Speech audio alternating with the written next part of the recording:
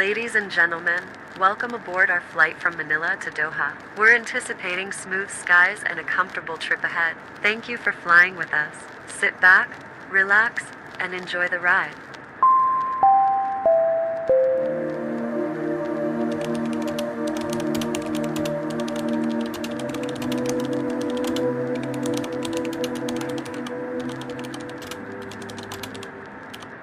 So, good day po. My name is Katrina Jane G. Mercado, a fourth-year nursing student from Batangas State University. So, today's interview is part of my academic activity aimed at gaining insights into the experiences of Filipino nurses working abroad. So, thank you for your time po and willingness to share your journey with us. So Pleasure. working abroad as a nurse is something many students, including myself, aspire to understand better, especially when it comes to adapting to new environments and healthcare systems. So I'd like to hear po about your journey as a nurse from the countries where you've worked to different environments that you've experienced. I'm sure you have some interesting stories po to share, and I'd love to get a sense of how your career has evolved over time. So, could you briefly tell me po about your nursing career and the countries where you have worked?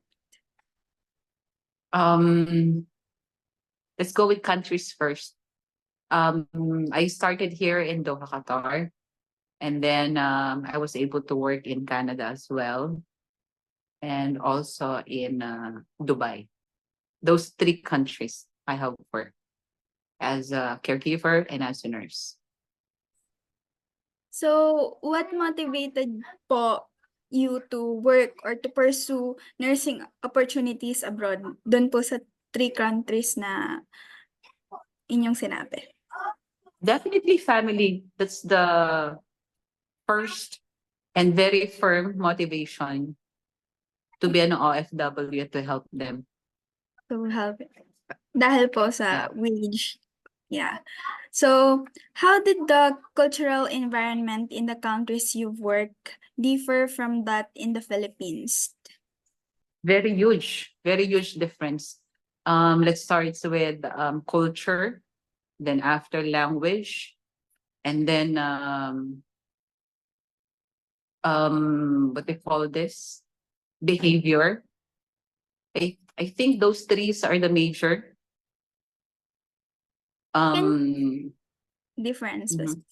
differences that you will encounter once you work as a nurse outside your country.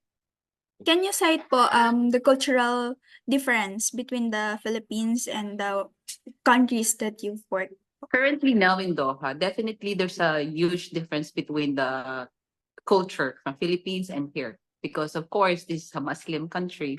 You have to respect that every woman has so much privacy that you have to consider. Unlike in Philippines, you can mix up man and woman, right? Here, the privacy and the consideration for women patient is much higher than in Philippines. Okay po. So, how did you adapt to these cultural differences po in your workplace? They always say that at the beginning it's really hard. Of course, you are not familiar with these differences with their culture. As you go along, you will understand. You will be able to adapt yourself. Okay, because you will make mistakes along the way. Okay, and these mistakes let you learn and grow as a person. In that way, you will be able to respect and at least find a way to be able to adapt yourself into their culture. Okay, you yourself alone with your experiences and with this learning that you will be inculcated in your head, it will be going along with your body. You will know how to deal and how to assert yourself for these culture differences.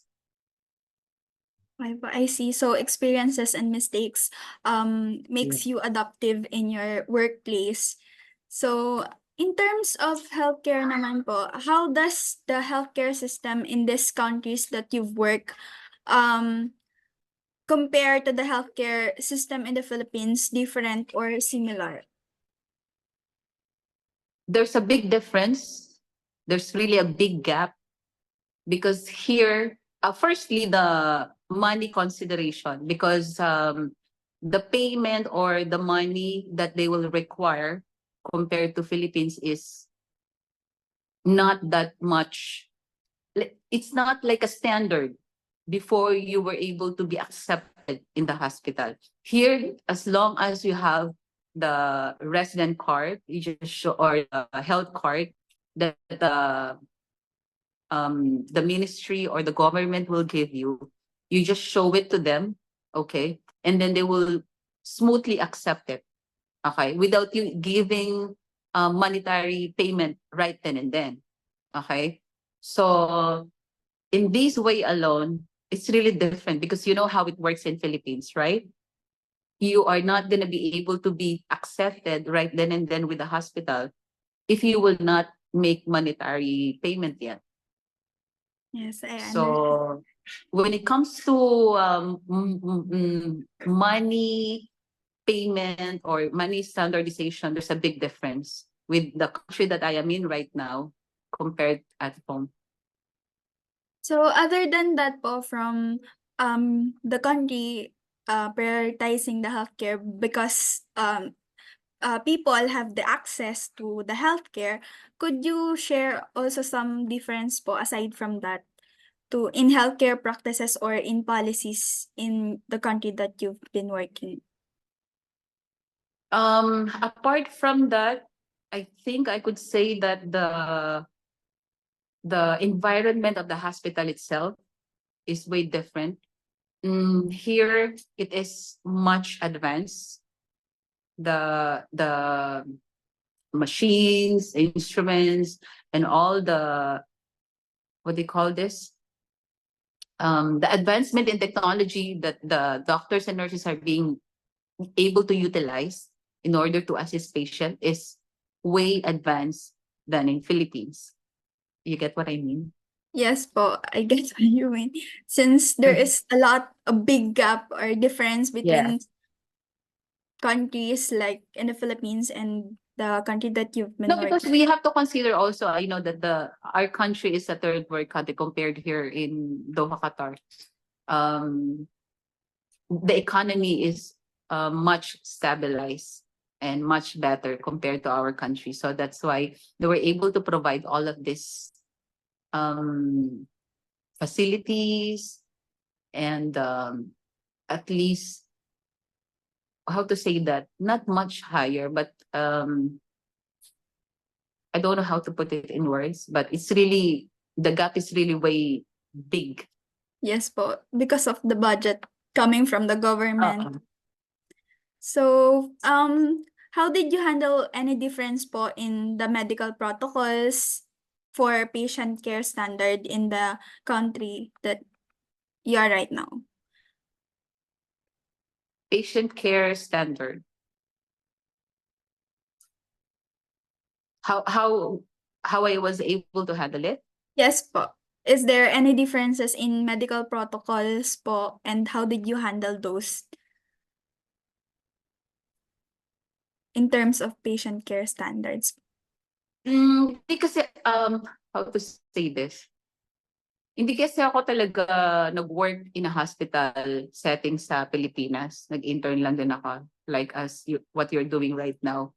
But I must say na, especially in Canada, yung patient care relationship nila talaga is parang they consider this as an holistic approach.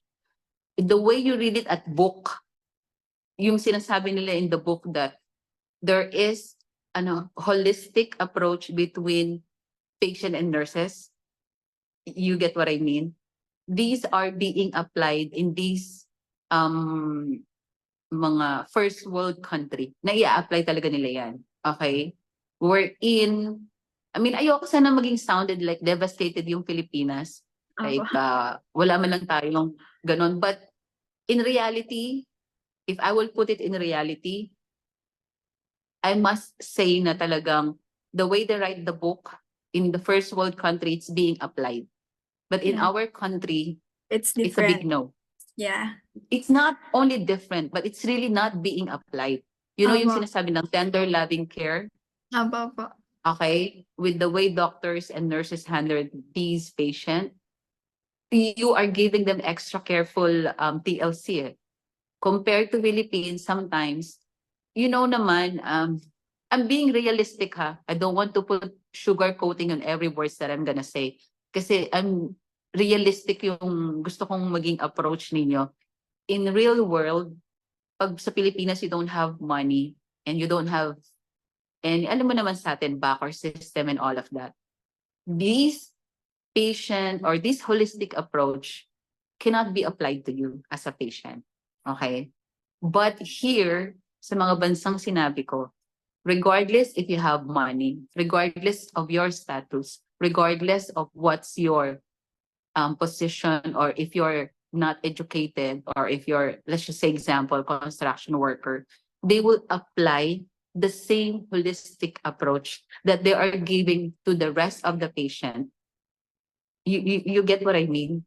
Yes po. That's, yeah, yan yung realistic na nakikita kong approach ng ibang first world country compared sa atin. Equal Yun lang. treatment po. Okay. Yun yung mga equality, yung mga holistic approach, yung hindi ka Opo. tumitingin sa estado, that is being applied here. Yes. Sa atin kasi hindi eh. Once you see that the patient is being so dirty, parang construction worker, parang ano ba to, you will not give the same Yeah. treatment as you are giving to the others who's parang clean as you look at them physically. Okay, I get your point po. So now, how are the foreign nurses like yourself treated in the countries where you have worked? Of course, it will be always in the beginning difficult. There's no such thing as like a piece of cake. In every entry point that you would like to enter, okay? By saying this, I mean that even in our own country, there are a lot of behavioral problems. The attitude problem, let's just first say in a layman's term, these attitude problem, even if you work in the Philippines, it's still way difficult to deal with them. More so if you are in a different country, with a different culture, with a different language that you have to deal with also, because sometimes it's difficult to deal with them.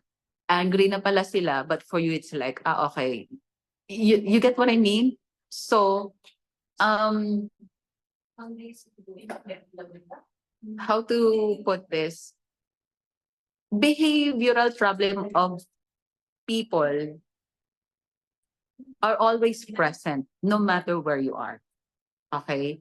It is up to you how to make the word pakikisama, the word adaptation to the environment. It is up to you as a person on how are you going to adapt to their behavior. Kasi it's everywhere eh. It's not because you're only in this country they have behavioral problems. No, even in our in our country, in Philippines, there is way behavioral problems also. Because we're different. Everybody is different. We have individuality. You get what I mean? Yes po, yes. Now, can you share experiences po where you had to overcome a significant cultural or professional challenge? I must say that because this is their country and their government has given them so much privilege as the locals of this country. And you, as an expatriate worker or an OFW in layman's term, they can easily, put you down. They can easily say that this is my country. Like, They can say words also that you may not understand because they're speaking in their own language. So overcoming all of this doesn't take only overcoming all of these professional problems, or even a lot of problems that you may encounter because of this locality that's being told that they are much higher than you. Sometimes you just have to humble yourself. Alam mo, utility will go a long way. It's not because of kindness, but but because of humility. Hindi mo po pwedeng ipagmayabang sa kanila that you were a top-notcher or you were very smart way back home, something like that. No, this is not being considered right now. Okay? So in order for you to be, what they call this, handle pa rin yung yourself, I guess humility, humbleness, prayers, of course, that always help. And how to be strong, especially if you know that you are on the right side. May nagets ka ba doon sa Yes sinabi ko? po. So you've mentioned po that they were talking in their own language. So there is definitely significant language barriers between you and your coworkers po. So how did you manage this kind of situation po? Sometimes kailangan mong matuto ng language nila. Kahit naman hindi ka fluent or hindi ka excellent dun sa language, at least somehow the basic you will understand, yung mga basic or makaka-speak ka ng basic. Pero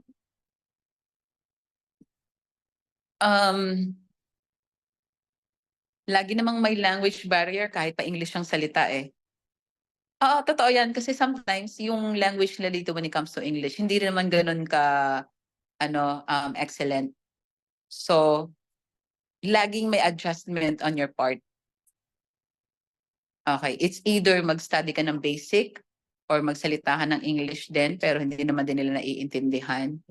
So, siguro it's given na may language barrier kahit saang bansa ka pumunta. Kahit English pa yung salita mo. And sometimes even kahit Tagalog yung salita mo, there will always be language barrier. Yes Diba? po. So all of those experiences, how did working abroad impact your personal and professional growth po? Too much. Because, you think you're strong already way back home. But if you have struggled so much, you have encountered so much challenges, you will find and realize that you are way stronger than you thought you are. Okay? Because it's easy for you to say that I have gone through these challenges, but if you are in the position of that person, every struggle is different. Pero para sa akin, I thought I'm stronger and very independent already.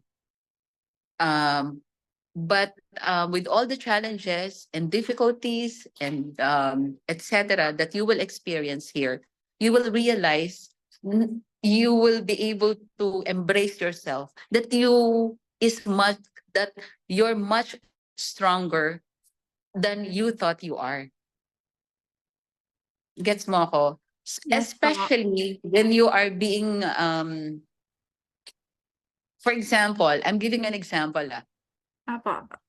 Back in Philippines, you are being fed by your parents, you are given allowances by them, tuitions are being provided for you. These things, you don't have to worry about it because it was laid down to you by your parents. Okay? So, when you are being independent worker na, either outside or in Philippines, okay, and these privileges that your parents has given you, wala na. You're being independent already with this three things that was given to you wholeheartedly without Yes. you doing all the efforts, you will understand, okay, that before you thought hindi mo kaya pag wala yung tulong ng parents mo. But if you'll be on your own, okay, marirealize mo na, kaya ko pala. Something to that point. Naiintindihan mo ba ako? Does it Yes make po. sense? Does it make Alam. sense? Apo. Yun, yung So, ganun. so what specific skills po or knowledge did you gain from your international nursing experience? Actually, hindi kasi ako I'm not the very smart in the class. I'm not the top students when it comes to skills. I'm not like that eh. I'm way below mediocre, to be honest. Oo, kasi I'm a working student eh. So, hindi ako nagtatap sa class, hindi rin ako yung pinaka magaling or magaling. No, I'm way beyond mediocre. Kaya lang kasi, when your motivation is your family, these skills that you don't have during the aral ka na, you will gain this and you will be able to conquer all of those kahinaan mo during nag-aaral ka because wala nang tutulong sa'yo kundi ang sarili mo if you want to learn something. Kasi others will criticize you as ang slow naman niya, hindi naman siya fast learner. Something like that. Alam mo, binibigyan kita ng reality,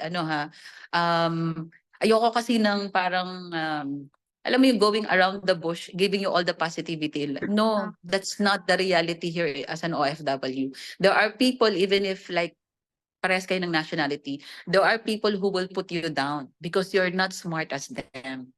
Or you're not even the same as wavelength as them. Okay? Now, yung paano mo ma-achieve yung goal mo is by yourself lang. Self-taught ka lang din sa sarili mo.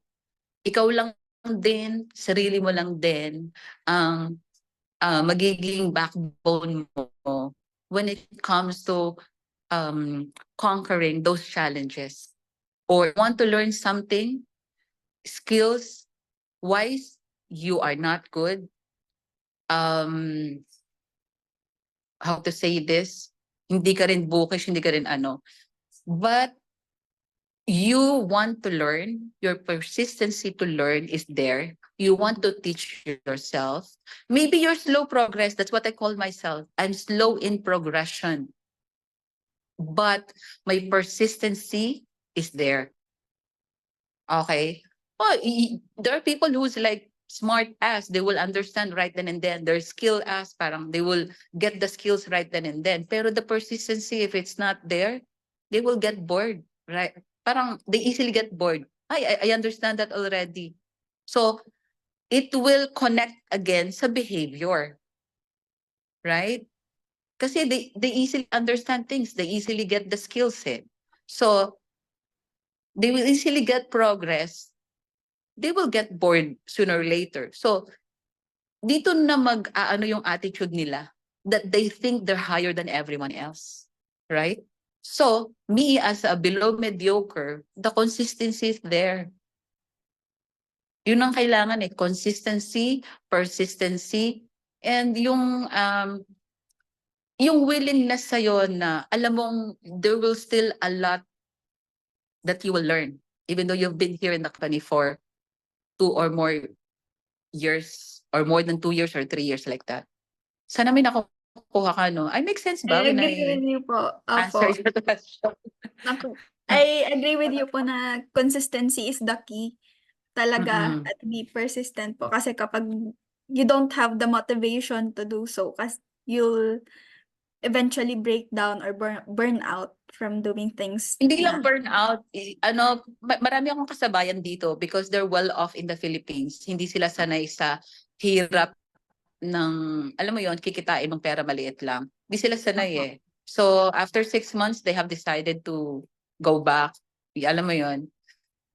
hindi naman dahil may gusto kang patunayan for yourself, but because you wanna be independent and you wanna be parang kasi you will see the learning doesn't stop eh.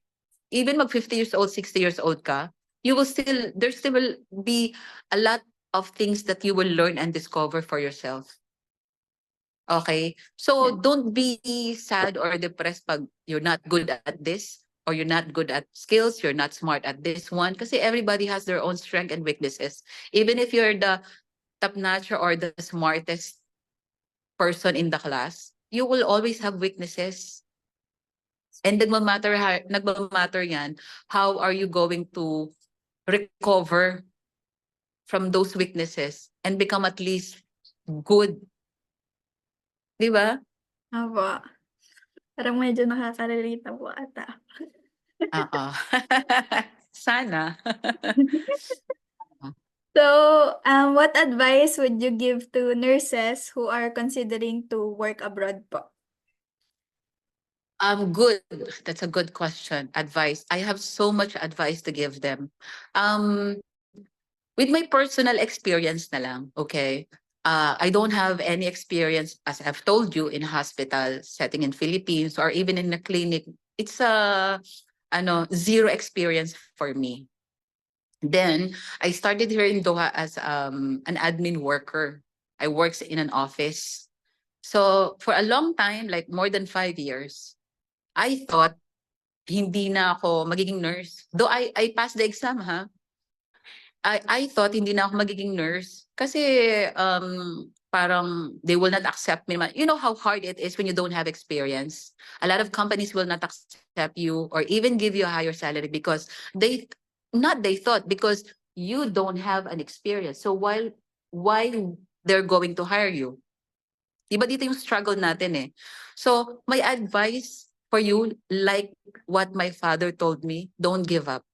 Okay? You might start with scratch or zero knowledge or really don't have parang you're in the neck of to give up, to just go off the cliff. Wag. Kasi with me siguro when I decided to start my nursing career, I was already way past the calendar. You know what I mean? Wala na yung age ko doon. So my advice to you is, first, do not give up. Pursue whatever you wanted to pursue. Kasi lahat ng hardships mo, nakikita ni Lord. And Lord will be the one to guide you whichever your heart wanted to go. Okay? So, second one is, let's always be humble and not proud of whatever we have achieved. Okay? And then the third one is, it's not always about money. Okay? Yes, you want to live a very comfortable life. We all wanted that. However, sometimes, hindi ka lang nabubuhay sa pera. Okay?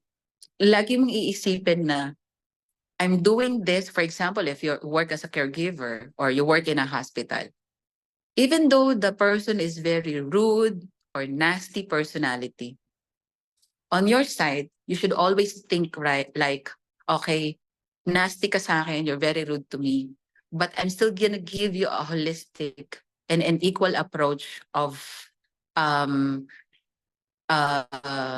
what do you call this, care that you deserve, because I get one point in heaven.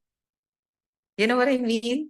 Yung 1 point mo in heaven, even though the way this patient treat you, but you treat them differently, okay? Because in your head, you were thinking that I will get 1 point in heaven by doing the right thing. Okay.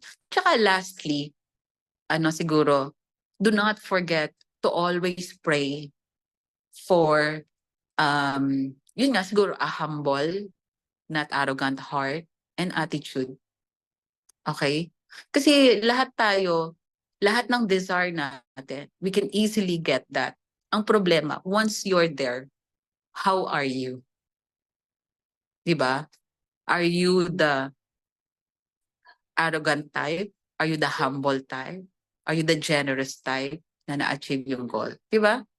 So, as ako din medyo ambitious. I'm very ambitious. Ang siguro mai-impart ko lang sa inyo, laging humbleness, laging prayers kay Lord.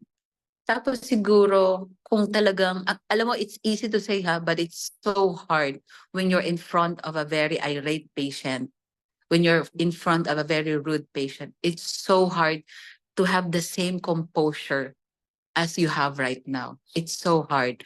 So the very, very advice that I could say, prayers. Before you enter the room, you pray, Lord, help me. I know this patient is very rude.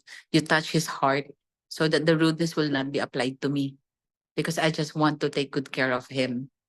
You get what I mean? Yes po. Yeah.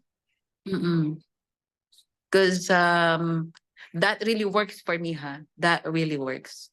When I Pray. know the patient is this, yeah, before I enter, I pray. And then all of a sudden, the mood got a little bit better Yes than po. the first time. Yeah, it really works. Tsaka don't always go after money. Sometimes God will be the one gives you money if God thinks that you truly deserve it. That Diba? will provide. Yun lang. Yes. Uh-uh. How can aspiring nurse po best prepare for the cultural and professional challenges of working in a different country? Sa There's tingin no niyo? such thing. Alam mo, sorry they always say you should always be prepared. But for me, I don't think there is such thing as preparedness. No matter how prepared you are, there will always be along the way difficult challenges na akala mo prepared ka na. But then again, you are not. Right? So, but the best way for you to overcome, not prepared kasi no matter how prepared I am, I thought I was, hindi pa rin these challenges will always be there. It's like labahan that is always there. Kahit na anong laba mo sa washing machine, at night or the next day, andyan na naman siya. You know? So, I'm not sure if I'm giving you the right one, because for me, there's no such thing as being prepared. Okay? Ang pinaka masasabi ko lang sa dyan is be at most prepared with the challenges. Okay? Na sana, whatever challenges you may encounter, wag yun ang dahilan para gumibap ka. Di ba? Kasi yes, you're prepared, but one challenge is you give up. So what's the point of preparing? Isang challenges pa lang, give up ka na. So be prepared with all the challenges, but be at most prepared overcoming those challenges and not giving up. Yes po, I get it. Di ba? Apo. Tsaka So alam mo, that there's so sorry there's so much story to tell when you're not giving up. Yun lang. So that would be all po for my questions. Thank you for sharing your time and insights with me today. Your experiences and advice are incredibly valuable, and I am sure that they will inspire future nurses like me who are considering similar paths with you. So that would be all po for this interview. Okay, thank you then. I hope I make sense, and I hope you get something from me. Okay, so you will soar high because there's always way too far to go. Diba? Pagka nagde-desire ka at nag-ambition ka, and you include prayers at the same time with Opo. those goal that you wanted to achieve in your life.